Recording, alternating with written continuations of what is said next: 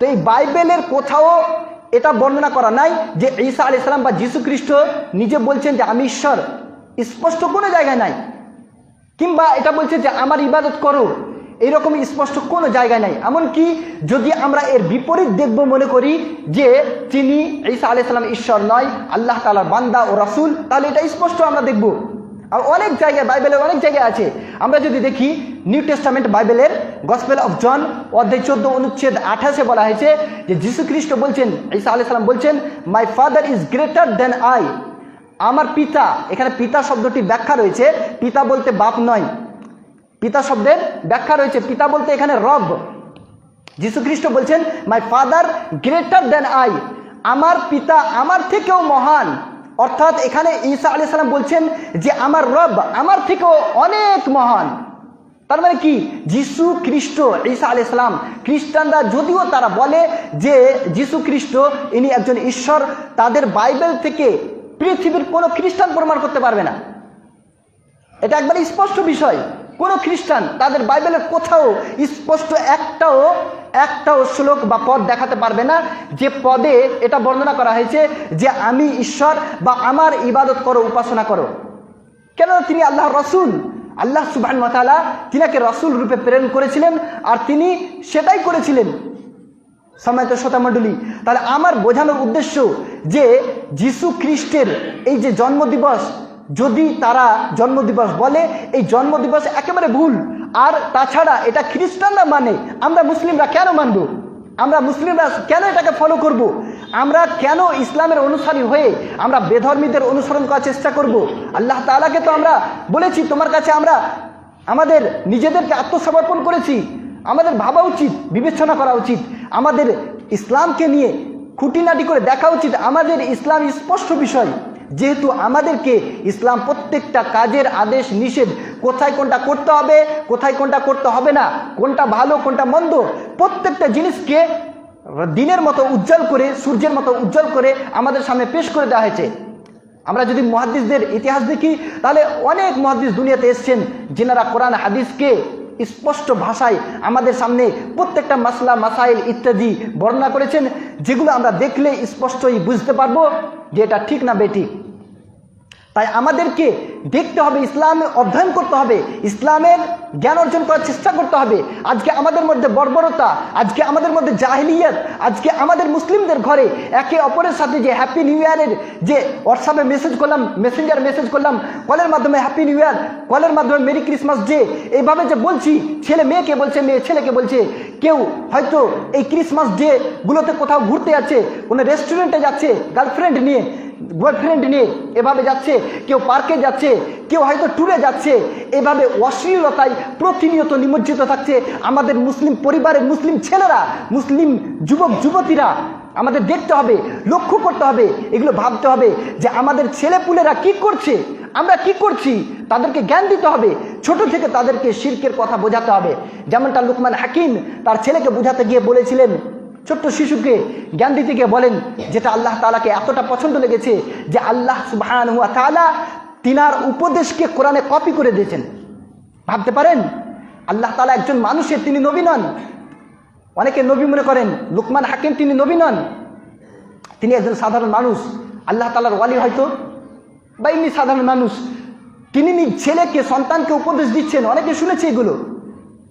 সূরা লুকমান সূরা 31 আয়াত নম্বর 13-তে আল্লাহ তাআলা বলেছেন যে লুকমান হাকিম তার ছেলেকে বলল, ইয়া বুনাইয়া লা তুশরিক বিল্লাহ ইন্না শিরকা লা যুলমুন আযীম, হে আমার বৎস, তুমি আল্লাহ তাআলার সাথে অন্য কাউকে শরীক স্থাপন করো না।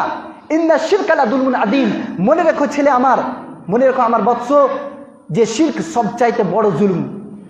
আল্লাহ তাআলার প্রতি যেগুলো জুলুম করা হয় তার মধ্যে শিরক হচ্ছে সবচাইতে বড় জুলুম। জুলুম কেন বলা হয়েছে? এখানে জুলম এই জন্য বলা হয়েছে যে জুলম এর আবিধানিক যদি অর্থ দেখা যায় তাহলে অত্যাচার করা, কিন্তু যদি পারিভাষিক অর্থ দেখা যায় তাহলে জুলম বলা হয় ওয়াদউ শাইই আলা গায়রি মাওদিহি, কোনো জিনিসকে তার যথাযথ স্থানে না রেখে অন্য কোনো স্থানে রাখা। আর ইবাদত আল্লাহ তাআলার জন্য না করে অন্য কারোর জন্য করা, অন্য কারোর জন্য সাজদা করা, অন্য কারোর জন্য সালাত কায়েম করা, অন্য কারোর জন্য কুরবানি করা, এই সমস্ত কিছু আল্লাহ তাআলা যেহেতু ইবাদতের যোগ্যতা রাখেন যে তিনার ইবাদত করা হোক, তিনি একজন উপাস্য, একমাত্র উপাস্য, তিনি ব্যতীত যাদেরকে উপাসনা করা হয় তারা উপাসনার যোগ্য রাখে না, তাদের মধ্যে উপাস্য হওয়ার অ্যাবিলিটি বা ক্ষমতা নাই, সালাহিয়াত নাই। তাই কেউ যদি কারো উপাসনা করছে আল্লাহ ব্যতীত, এটাকে বলা হয় জুলম। তাই এখানে বলছেন যে ইন্না শিরকা লা যুলমুন আযীম, শিরক হচ্ছে সবচাইতে বড় জুলম। আল্লাহ তাআলার ইবাদত বাদ দিয়ে কোনো মানুষের, কোনো মাখলুকের ইবাদত করা, এটা শিরক, এটা সবচাইতে বড় জুলম। এভাবে আমাদের ছেলেদেরকে শৈশবকাল থেকে জ্ঞান দিতে হবে। শিরকের বিষয়টা স্পষ্ট, এগুলো আমাদের ছেলেদেরকে বোঝাতে হবে যে তুমি আল্লাহ তাআলার সাথে কাউকে শরীক করিও না। শিরক অনেক বড় ধরনের গুনাহ। আজকে আমাদের ঘরে ঘরে এই সমস্ত কিছু হচ্ছে শুধু এই জন্যে যে আমরা আমাদের ছেলেদেরকে এই সমস্ত কিছু বলি না, আমরা উপদেশ দিই না লুকমান হাকিমের মতো, আমরা বোঝাই না শিরক কি, নিজেরাই তো বুঝি না।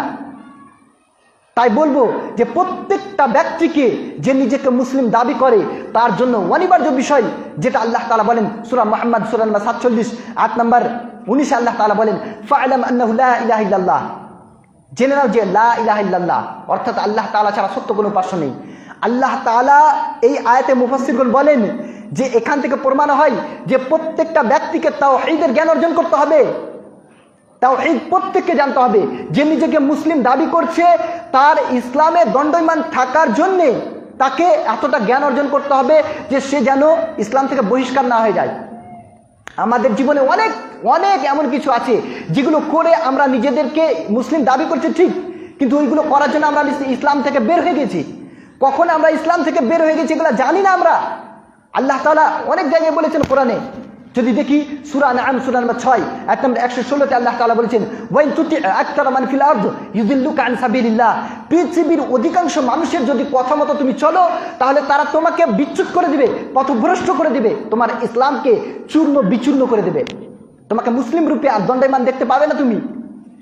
অধিকাংশ মানুষের অনুসরণ, আজকে যদি দেখি খ্রিস্টানরা অধিকাংশ, তারা সংখ্যায় বেশি, তাদেরই অনুসরণ করতে লেগেছি, আর তারা আমাদেরকে পথভ্রষ্ট করছে, আমরা বুঝতেও পারি না। ইহুদিরা আমাদেরকে পথভ্রষ্ট করছে, আমরা বুঝতেই পারি না, না দেখে না শুনে চোখ বন্ধ করে, দুই চক্ষু বন্ধ করে আমরা তাদের অনুকরণ করছি।